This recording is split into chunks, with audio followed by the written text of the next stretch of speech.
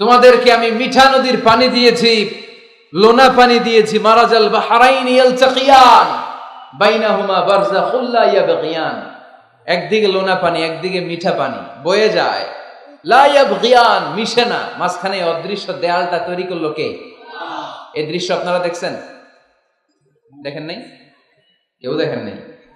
কোথায় দেখছেন? ভিডিওতে।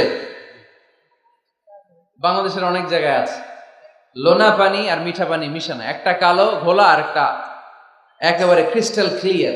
আমি মিশরে দেখেছি নীল নদের পানি আর লোহিত সাগরের পানি মিশানা, একটার পানি ঠান্ডা আর একটা গরম, একটা ডেনসিটি হাই আর একটা ডেনসিটি লো, একটা লবণ বেশি আর একটা লবণ নাই, তাই একটার সাথে আরেকটা মিশানা।